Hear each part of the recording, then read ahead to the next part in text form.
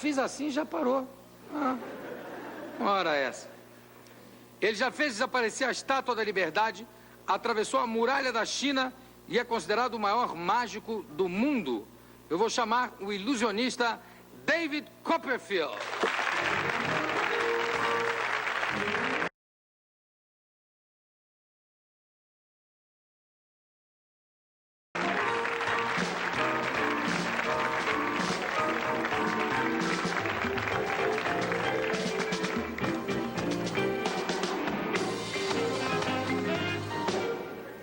You're so thin, I'm so fat. Oh.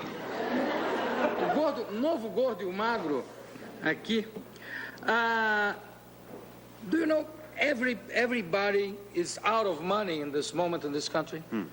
You know about the new I heard that, yes. economic project? Yes, a little disappearing act, a little politician disappearing act.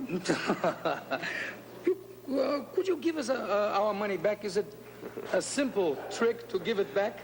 Well, actually, no, I wish that was my capabilities. That's not part of my particular expertise. And if you could do it, you probably would do it in dollars, not in cruzeiros. Well, what do you think it would happen in the United States if a magic like that would be done? Well, you know, I did a few performances at the White House for the Reagans, and his big thing, you know, all through his term, there was and continues to be an enormous deficit that we have in America, United States, and he always would end his speeches by saying, when I would do a show at the White House, that you know, he'd like me to make the deficit disappear. So that's something I've never been able to do. So well, it's too bad. Otherwise, you could be minister in Brazil, secretary. Make a lot of friends. Magics. That's right. How did you make the Statue of Liberty disappear, vanish? Very carefully. Exactly. What is more difficult, to make something disappear or to make it appear back? The hard part is always bringing it back, but it's part of the deal with the Statue of Liberty. To get permission to make the Statue of Liberty disappear was just as difficult as making it disappear. We had to go through a lot of preparation and so forth, and we, of course, had to agree not to touch it. Right after we did that is when they spent all the money to restore it. So, but it wasn't my fault. And do you think a trick like that, when you do a trick like that, do you have to tell the government exactly how the trick is done? No, that's a very good question. No, we didn't. But they were. We'd done a few things with national monuments before that, and we'd always treated them well, and I wasn't allowed to touch it. I couldn't actually physically touch it, so that was the stipulation. I had to stay about 200 feet away from the statue. Oh, you couldn't touch it? No. And what other monuments did you make disappear in the States? Let's see. Well, before that, we did a thing at the Grand Canyon.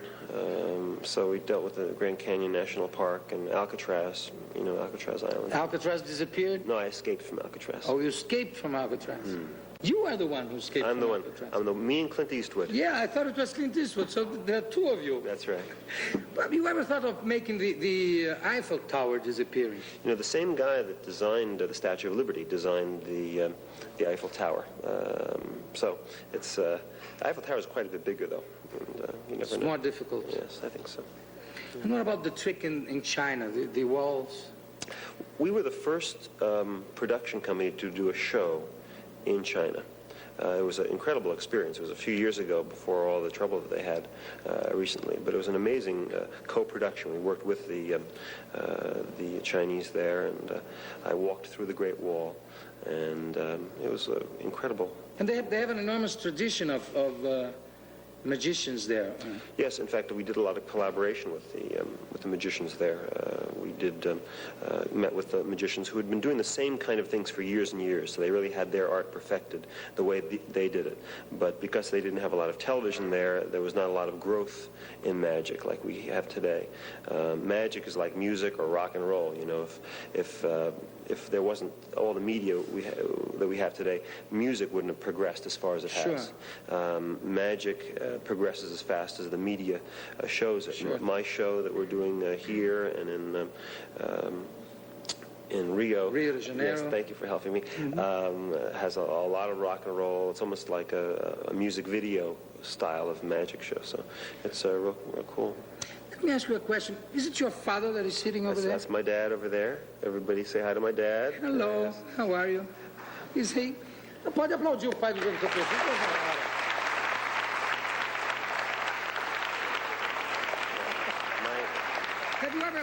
Have you ever made your father disappear? No. Not even when you were a little boy? No. There's a couple of spankings I had that, but he and my mom are with me on this trip, so they're getting a chance. I've been here before. I was here once before, you might know. Yeah, I know. And I love the country so much that I decided to bring my parents to Your come mother's see there me. too? My mother's not here, No, but she's at the hotel.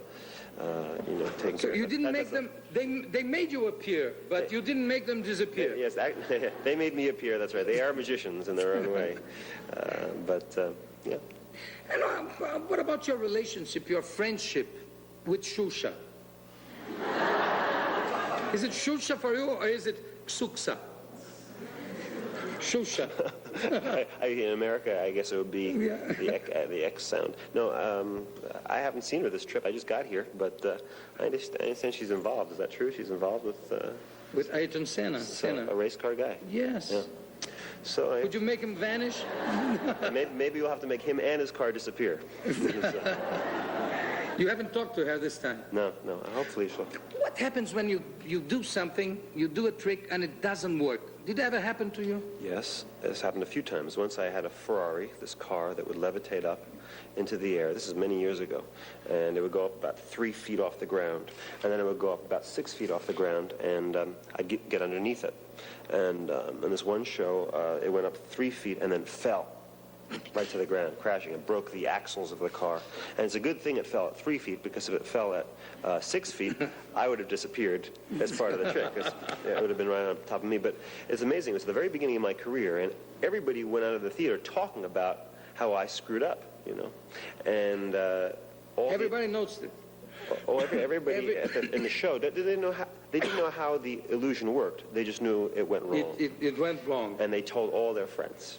And all their friends came to see the show, and the attendance of our show quadrupled. We were sold out ever since. Everybody wanted to see you kind of screw up, yeah. Screw up. Had a little vulnerability, Everything wasn't always perfect, so it kind of worked to my benefit.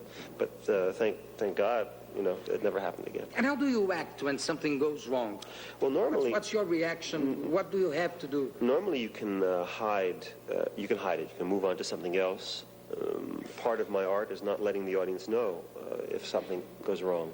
But this, with the car, was the finale of the show. It was the final thing. So I couldn't go on to anything else. It was so obvious, and I just had to say goodnight. It was very embarrassing. Normally, you can really get out of it and not... Nobody knows. Nobody knows. Hopefully. Hopefully. That's right. Have you been a magician for how many years have you been a magician? I've been a magician for, I don't know, many years, since I was a little tiny kid. Yeah, so. About 10? About 10 years since I was a kid, that's right. I'm 12 years old now. 10 you were already doing tricks? Yes. And you were a ventriloquist also? Yes, I started as a ventriloquist, and nobody could tell which one was a dummy, so I kept doing magic. Yeah. And to be a ventriloquist, do you have to, is it a natural gift, or everyone can learn how to? Well, I wasn't a very good ventriloquist, so I didn't really have that gift. But when I did magic, suddenly I got a lot of approval from people, and people liked me, and, it was... As a ventriloquist, your mouth moved more than the dummy. Yes, exactly. Well, David, I'm sure this is not very difficult for you, but also not very agreeable. But I couldn't have you here in the show without asking you to do a tiny little trick for us. Is it possible? Well, I wish I was prepared, but nobody asked me to bring any of my things or whatever. I didn't realize you were going to be asking me something. I have money. Well, I have a pencil. That's the first trick. He has money. You see? This is the guy that has the money. In this moment, it's a big trick. Yes. No, I'm not prepared now. If you told me beforehand, I could have brought something. I'd be happy to. You travel around with how many people? 20 people. Yes. And how many kilos of? There's about 3 48-foot trucks, so you can figure it out. It's probably a whole 747 full of things.